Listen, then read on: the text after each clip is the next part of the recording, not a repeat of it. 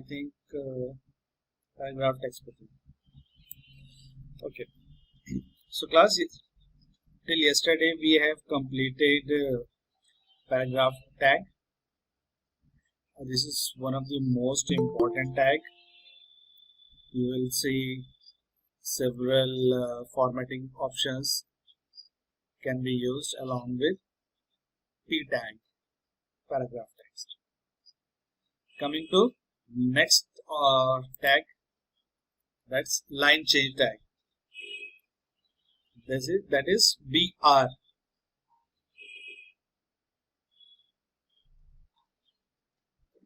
You can note down. This is unpaired tag.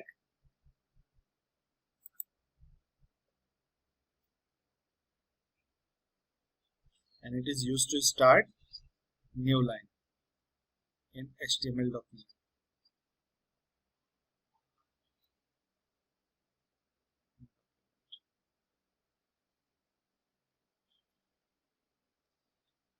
क्या purpose है इसका?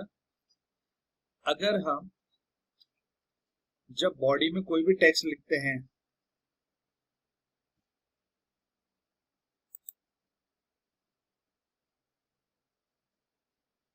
और यहाँ पे हमने इंटर बटन प्रेस किया, इंटर बटन का हम सिंबल यहाँ पे बना रहे हैं, इन जनरली इसको बना दिखाते हैं इंटर बटन।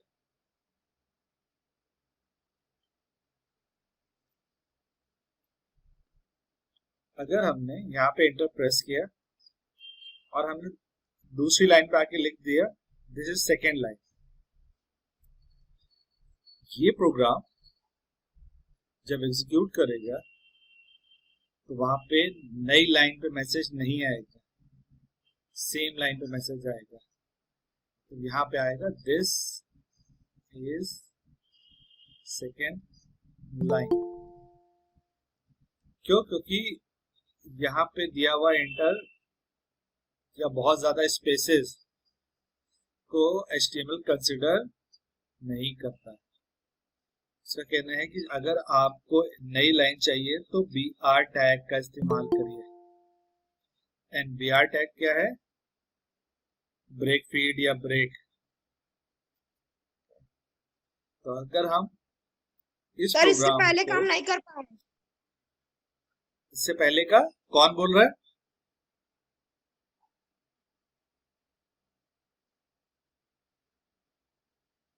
कौन बोल रहा है बेटा? तो जो अभी को हम आपको फोन किए थे। अच्छा, श्रेयांश। कार्तिकेय सर। कार्तिकेय, कार्तिकेय, हम लोगों ने ये पहली स्लाइड से स्टार्ट किया है, अब इसी स्लाइड से हम लोग कर रहे हैं, ठीक है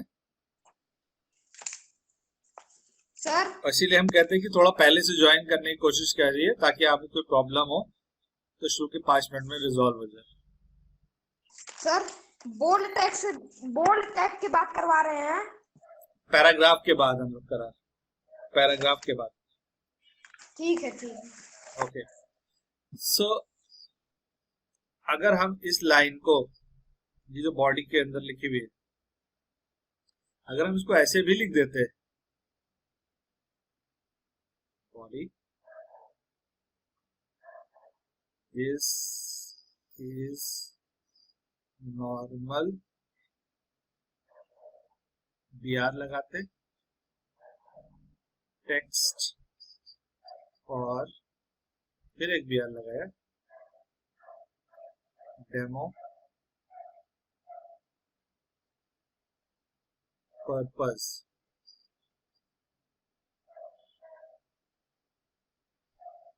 ये कोड कैसे प्रेजेंट करेगा? ये कोड मान लीजिए ये नहीं, यहाँ पे आंसर, यहाँ पे आता दिस इज नॉर्मल। चूंकि यहाँ पे BR लगा है, ऑटोमेटिकली न्यू लाइन पे आ गया, टेक्स्ट और फिर एक BR लगा है, demo purpose. Okay, so class, जरूरी नहीं कि जब BR लगाना हो तो उससे पहले हम इंटर प्रेस करें या अगली लाइन के लिए ही हो। सेम लाइन में जहां कहीं भी BR लगेगा वहीं से लाइन को ब्रेक कर देगा। आई होप सबने नोट कर लिया।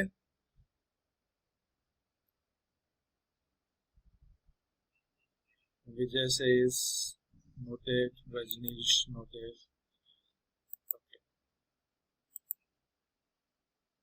बोल्ड,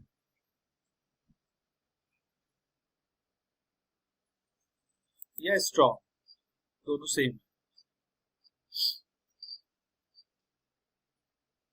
बोल्ड एंड स्ट्रॉन्ग दोनों सेम है, दोनों पेयर्ड टैग। इसका पर्पस क्या है? बोल्ड को पूरा बोल्ड नहीं लिखते हैं, सिर्फ बी से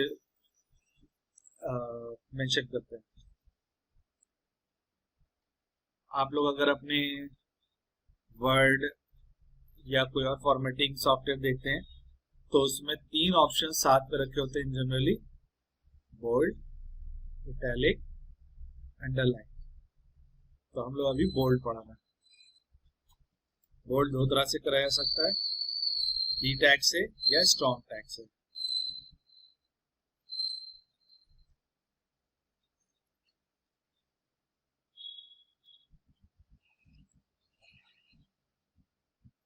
इतना पोर्शन आपका मैक्सिमम हर प्रोग्राम में फिक्स्ड कर रखा है फिलहाल हमने।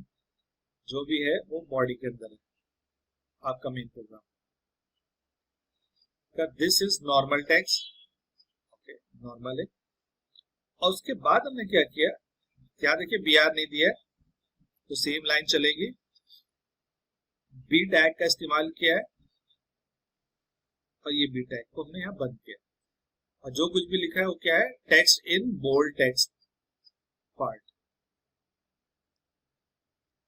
This is normal text and text in bold part, bold text part, जो भी लिखा हो। अब इसके बाद में क्या किया, लाइन ब्रेक की। देखिए बी को हम यहाँ क्लोज कर चुके हैं। अब हमने यहाँ पे लिख भी दिया है this is bold text on second line, लेकिन इसका टेक्स्ट का फॉर्मेट बोल्ड नहीं हुआ। क्यों? क्योंकि इसके अंदर बी टैग नहीं लगाया गया, बी टैग का इस्तेमाल नहीं किया। Okay, please note down.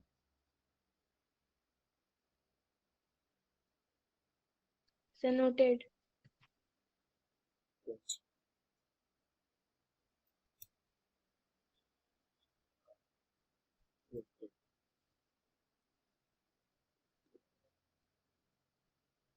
मान लेते हैं कि ये बोल्ड टैग क्लोज नहीं किया आपने, पूरे प्रोग्राम में स्लैश भी नहीं लगाए, तो क्या होगा? बी स्टार्ट जहां से हुआ है वहां से जब तक बॉडी क्लोज नहीं होती है तब तक जितना भी टेक्स्ट होगा सब बोल्ड में आएगा, मतलब फिर इसको भी बोल्ड कर देगा।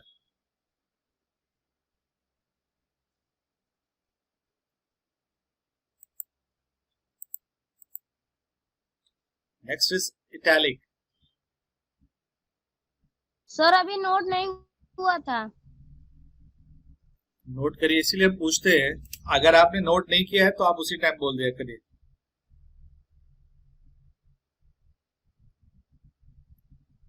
Please note down.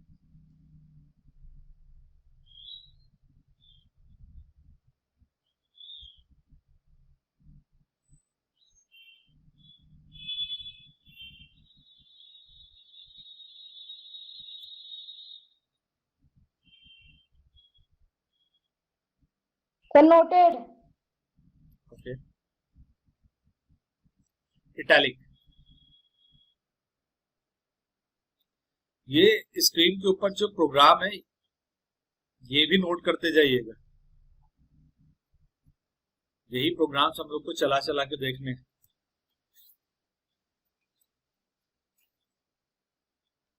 और ये लास्ट टाइम जिन लोगों ने अटेंड किया था उस वक्त इस स्लाइड के ऊपर ये नहीं था, ये प्रोग्राम ये चेंज किया गया।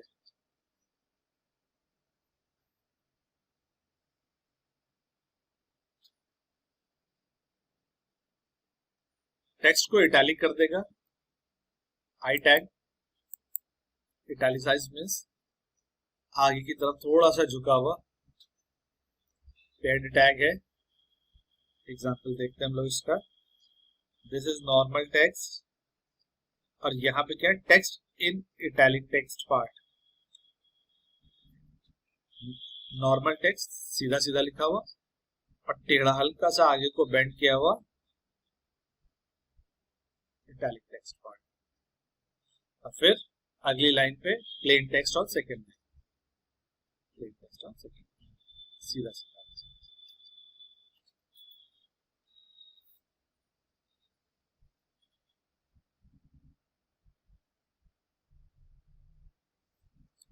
हम लोग फॉर्मेटिंग के commands like bold, italic, underline या और भी कोई कमांड एक साथ यूज कर सकते हैं, can be clubbed. For example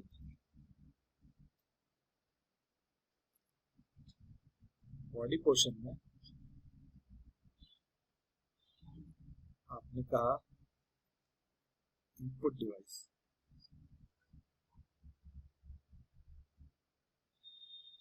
अब इनपुट डिवाइस को आप बोल्ड भी करना चाह रहे हैं और अंडरलाइन भी।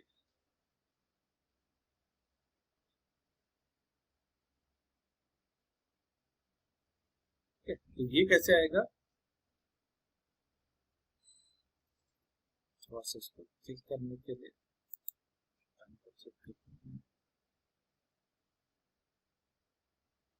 इनपुट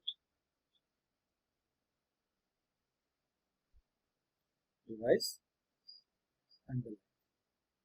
नॉर्मल तरीके से लिखा होता है तो कुछ ऐसे आ रहा होगा, लेकिन हमने उसको बोल्ड कर दिया तो थिकनेस बढ़ा दी उसकी एक्चुअली और अंडरलाइन। तो एक पॉइंट ऑफ टाइम पे आप एक से ज्यादा फॉर्मेटिंग कमांड्स को इस्तेमाल कर सकते हैं, but in a nested order.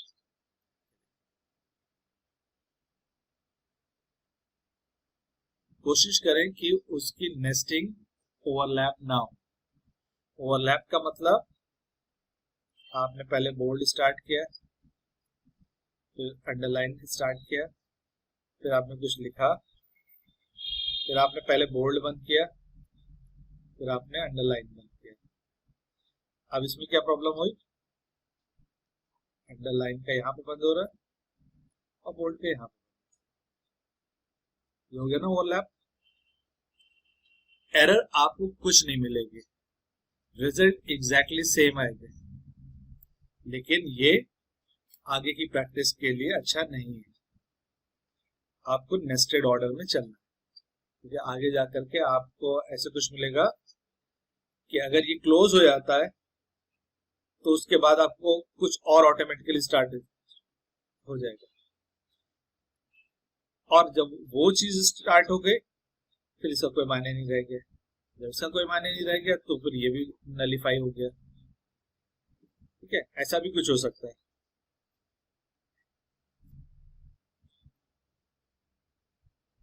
Noted? Yes sir.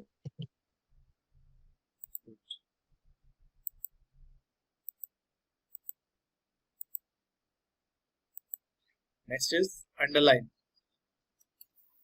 Underline tag obviously text के नीचे लाइन खींच देगा इस तरह से, जैसे अभी उन्होंने देखा था इनपुट डिवाइस के।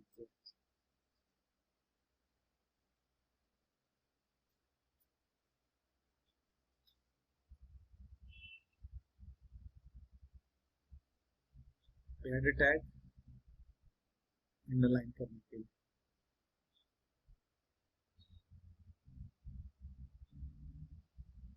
एक चीज और ध्यान दीजिएगा, यहाँ कैपिटल यू से स्टार्ट किया, यहाँ स्मॉल यू से बंद कर दो, कोई फर्क नहीं पड़ता, केस सेंसिटिव नहीं है, बस स्ट्रक्चर का ध्यान रखना है, जिस तरह की नेस्टिंग चल रही है उसको वैसे ही बंद होगी प्रॉपर वे। और ये सिर्फ इसी लैंग्वेज में नहीं है, कोई भी लैंग्वेज जो ब्लॉक्स या नेस्टिंग के फॉर्म में काम कर रही हो, उसका नेस्ट को कभी भी ओवरलैप ना करें। नेस्ट को ओवरलैप करेंगे सिर्फ और सिर्फ उस केस में, जैसे सी हो गई लैंग्वेज, सी प्लस प्लस या जावा या और कोई ऐसी, जब हमको उस नेस्ट के किसी एक पॉइंट से बाहर निकलना है कोई कंडीशन मीट होने पे, अदरवाइज उसमें ही रहेगा।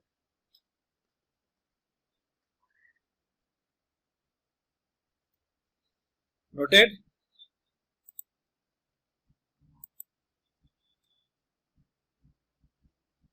Yes sir. Okay,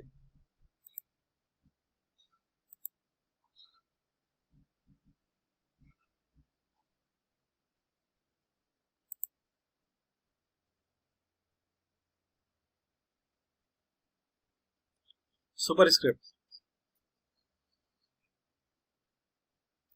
superscript tag SUP,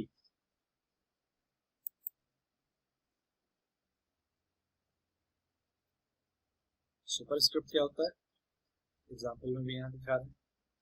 जैसे जब आपको x के ऊपर स्क्वायर लगाना है या क्यूब या कुछ भी जो ऊपर की तरफ आप मेंशन कर रहे हैं, ये कहलाता है condition superscript. Formatting paired tag है, यहाँ पे देखिए this is normal format x equals to y2। अब हमको y के ऊपर लेके जाना है, 2 को y के ऊपर लेके जाना है, तो हमारे पास और कोई तरीका नहीं है यहाँ पे। तो हमने क्या किया, जो 2 था उसको हमने SUP के बीच में कर दिया, सिर्फ उतने हिस्से को। जब हम उसको SUP के बीच में कर देंगे तो वो इस तरह से लिखने लगेगा।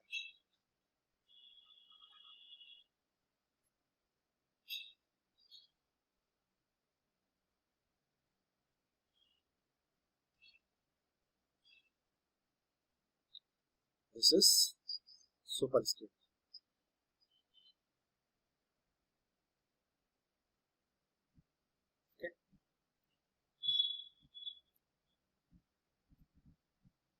Note down the programme.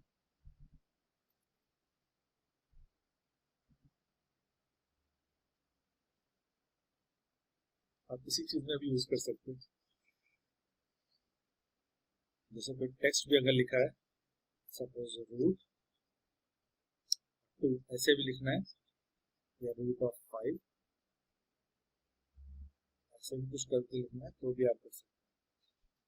बस से पहले SUP कमांड लगाना। I hope noted. Next is subscript.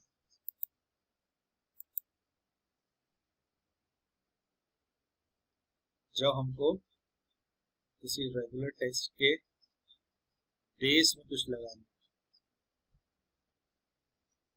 जैसे अगर हमको एक बाइनरी नंबर प्रेजेंट करना चाह रहे हैं और उसके बाद बेस ऑफ 2 या रेडिक्स ऑफ 2 करना चाह रहे हैं, तो हम यूज करेंगे SUB।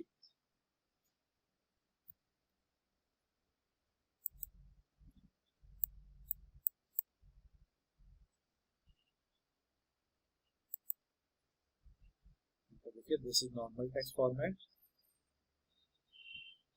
लेकिन नीचे नहीं आएगा।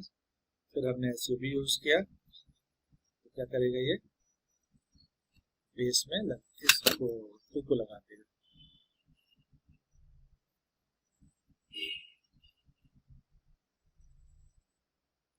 This is subscript.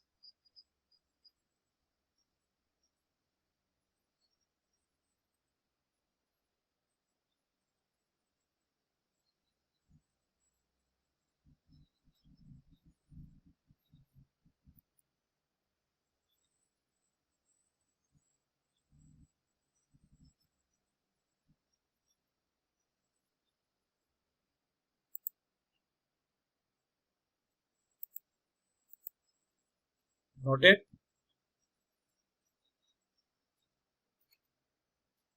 Yes, sir.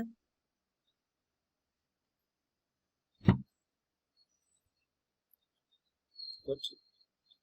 Now again, p tag with alignment attributes.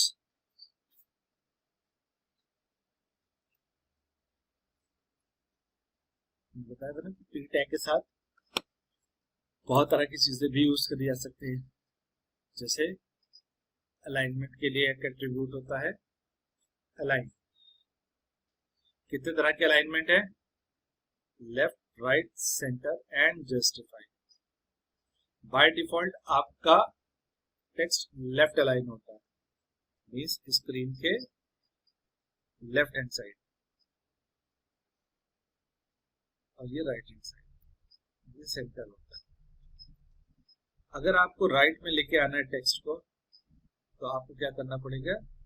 आपको कहना पड़ेगा p align equals to right, double inverted comma में, फिर अपना टेक्स्ट, देन p को क्लोज कर। तो वो टेक्स्ट आपका राइट अलाइन से लिखा हुआ।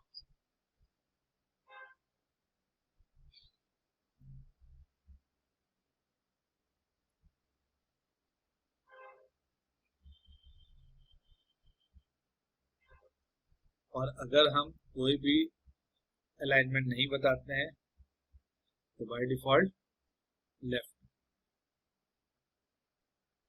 तो आपके पास में क्या? Left, right, centre. सेंटर कर देंगे तो एकदम बीच में आना शुरू कर देगा। And what is justify? Justify आप लोगों ने देखा होगा, न्यूज़पेपर होता है, उसमें सपोज कोई एक आर्टिकल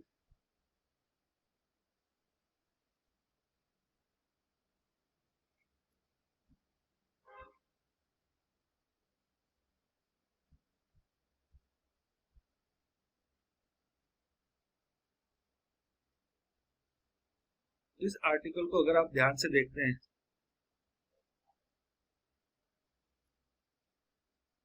इसमें जो लिखा हुआ टेक्स्ट है, ये दो कॉलम्स में हमने मेंशन कर रखा है, कॉलम्स। ये जो टेक्स्ट है, ना तो ये लेफ्ट है, अगर ये लेफ्ट होता सिर्फ एक कॉलम हम बना रहे, थोड़ा टेक्स्ट यहाँ पे आके खत्म होता है, थोड़ा यहाँ खत्म होता है, कुछ यहीं पे खत्म हो जाता है, ऐसे करके होता है। लेकिन ये सब लेफ्ट से चिपका हुआ। अगर राइट की बात हम करते हैं,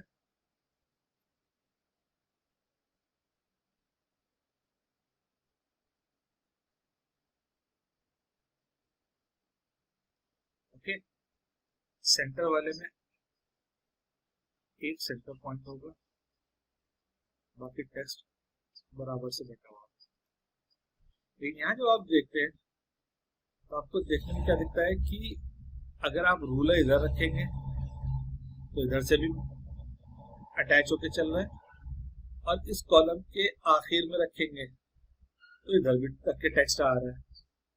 भले ही कई सारे वर्ड्स कभी कभी ऐसा होगा कि उस लाइन पे आ करके थोड़े से स्ट्रेच से हो जाएंगे, मतलब ज्यादा स्पेस आ जाएगी उनमें, दो वर्डों के बीच में, या एक वर्ड के अक्षर फैले फैले से आएंगे, वो कहलाता है जस्टिफाई। दोनों तरफ खींचकर। खींचने का मतलब ये नहीं हुआ कि उसको इलास्टिसिटी की तरह से खींचा, नहीं, इन टर्म्स ऑफ स्पेस। इसका इस्तेमाल इस तरह के आर्टिकल्स जब लिखने हो तब आप यूज करते हैं justify.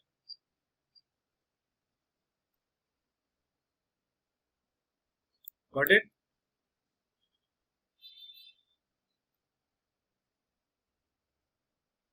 Yes. Again p tag styling command के साथ, स्टाइलिंग एट्रीब्यूट एक्चुअली, और ये स्टाइलिंग एट्रीब्यूट CSS का हिस्सा है।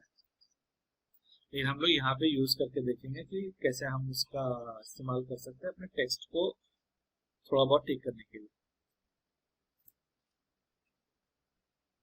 अगेन पी के साथ यूज करें तो पी तो पेयर टैग है, सीएसएस का स्टाइल टैग यूज कर रहे हैं तो सिर्फ स्टाइल कमांड लिखना होगा, एट्रीब्यूट, और उसकी वैल्यूज क्या क्या हो सकती हैं या उसके अंदर क्या क्या कैटेगरीज हो सकती है। जैसे स्टाइल के साथ में हो सकता है कलर, स्टाइल का हो सकता है फॉन्ट फैमिली, स्टाइल का हो सकता है साइज। ये देखिए कलर कोलन साइन लगा के लिख दिया रेड, तो टेक्स्ट का कलर जो इस पी के बीच में आ रहा है उसका कलर क्या हो जाएगा, रेड। अगली लाइन पर अगेन पी टैग का इस्तेमाल किया है और फॉन्ट चेंज कर दिया वर्डाना, तो इस फॉन्ट का स्टाइल ध्यान से देखिए बदल गया।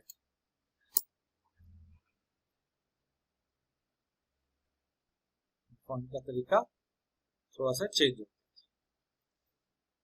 और अगर आपको फॉन्ट का साइज चेंज करना है तो ये साइज है 20 पिक्सल, 40 कर देंगे तो ये इसी का डबल हो जाएगा।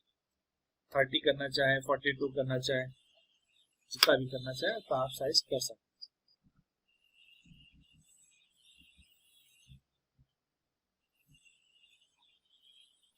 जब फॉन्ट का साइज बताते हैं तो पिक्सल्स में बताते हैं। Please note this down.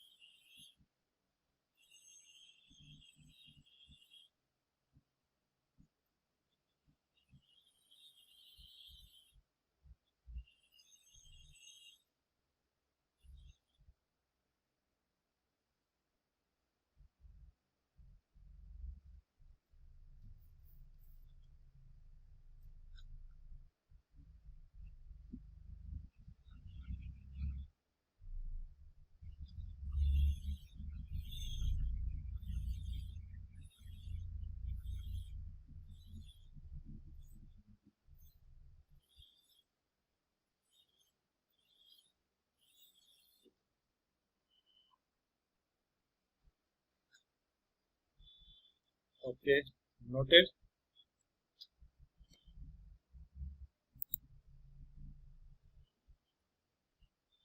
Yes, sir.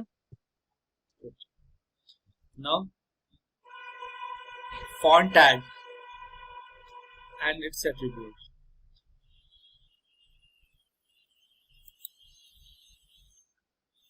अपने आप में फॉन्ट कमांड भी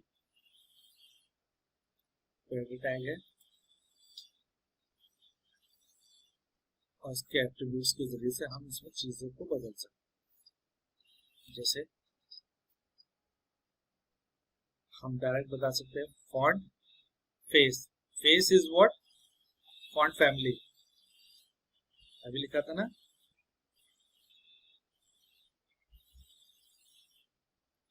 तो जो फॉन्ट फैमिली होती है सीएसएस में, यहाँ पे फेस के नाम से कहते हैं। अगेन हमने लिया वर्ड है ना, साइज 20 पिक्सेल्स, कलर ब्लू,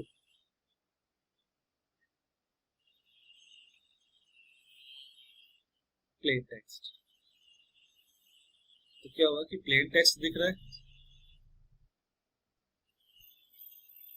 ये, और दिस इज ब्लू कलर का वर्डाना फॉन्ट।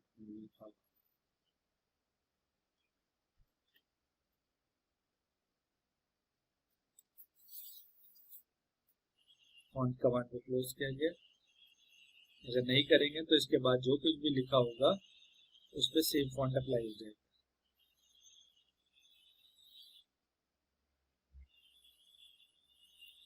कलर आप बहुत सारे यूज कर सकते हैं, जैसे रेड, ग्रीन,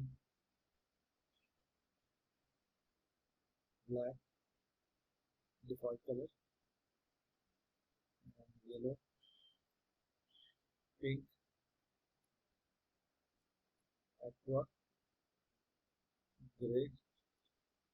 कुछ कलर्स ऐसे हैं जो आप टाइप करेंगे लेकिन थोड़ा सा डिफरेंट दिखे, या फिर अगर वो कलर्स HTML5 की लाइब्रेरीज में नहीं है या हट गए हैं तो आपको वहां पे दूसरा कलर दिखे। कलर के केस में आप हेक्स कोड भी बता सकते हैं, तो हैश कोड।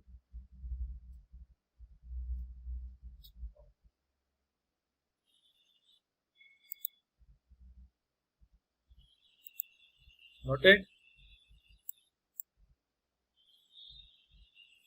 Yes, sir. आज हम लोग कमांड्स यहीं तक देखेंगे, बट इन कमांड्स का अब हम लोग एक प्रैक्टिकल करेंगे, ठीक है, जो हम लोग आज अभी इस टाइम करेंगे इन सारे कमांड्स को यूज करते हैं। तो हम लोग एक फाइल खोल लेते हैं। सपोज हमारे पास में एक प्लेन टेक्स्ट है, या हमको यूज करना है बोल्ड टैग का इस्तेमाल करके।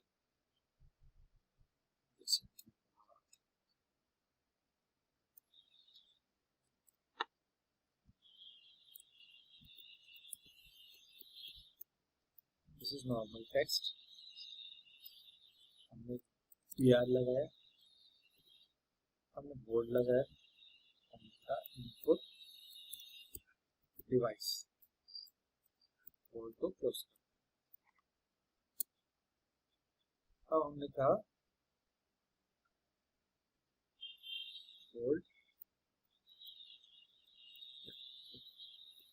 इसके बारे में लिखना है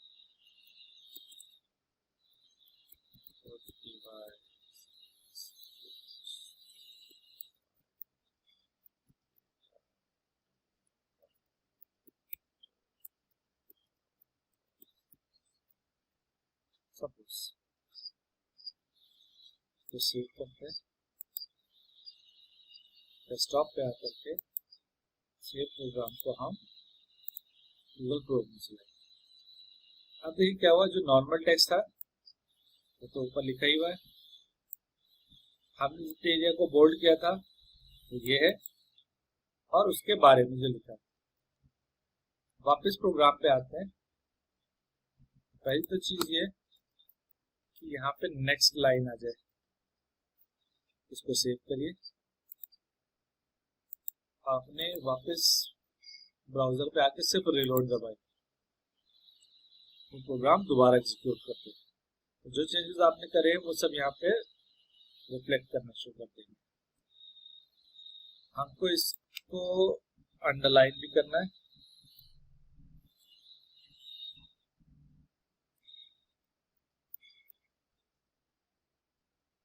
file save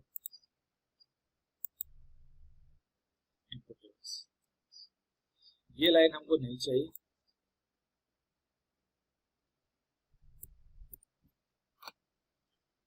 deleted, saved input.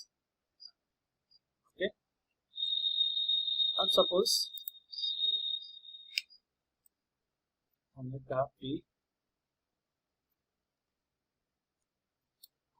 या हमने सिंपल का font face equals to वर्डन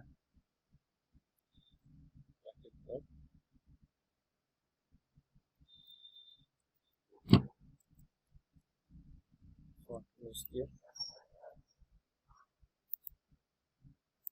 save, font बदल गया वर्डाना फॉन्ट में। ओके, अब यहाँ पे हमने गलती करी, हमने ये एंडिंग टैग नहीं लगा, तो इसकी वजह से क्या हुआ, ये कंटिन्यूएशन में चला और इस टेक्स्ट का भी फॉन्ट चेंज हो गया वर्डाना में। हम यहाँ पे स्लैश लगाते हैं, प्रॉपर तरीके से इसको सेव किया, तो इतना ही हिस्सा के ऊपर सिर्फ वर्डाना फॉन्ट अप्लाई,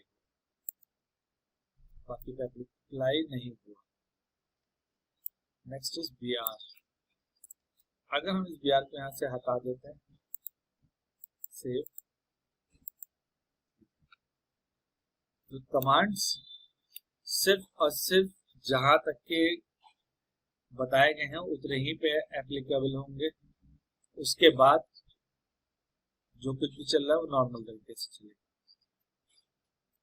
वापस हम BR को मान लें,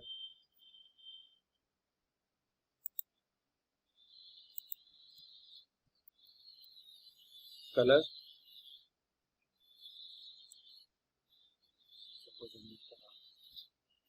ब्लू, से blue colour. Okay, so class, this was the example. आप लोग अपने हैंडसेट्स के ऊपर एक एप्लीकेशन इंस्टॉल करिए जिसको कहते हैं एन राइटर। आप गूगल प्ले स्टोर पे जाएंगे,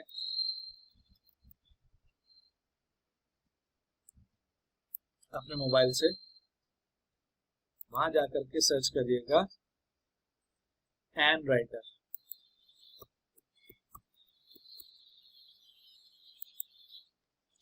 और इस सॉफ्टवेयर को इंस्टॉल कर लीजिए। इसका इस्तेमाल करके आप ये प्रोग्राम्स अपने हैंडसेट पे भी चला सकते हैं। ओके, थैंक यू क्लास, आज हम लोग इतना ही करेंगे।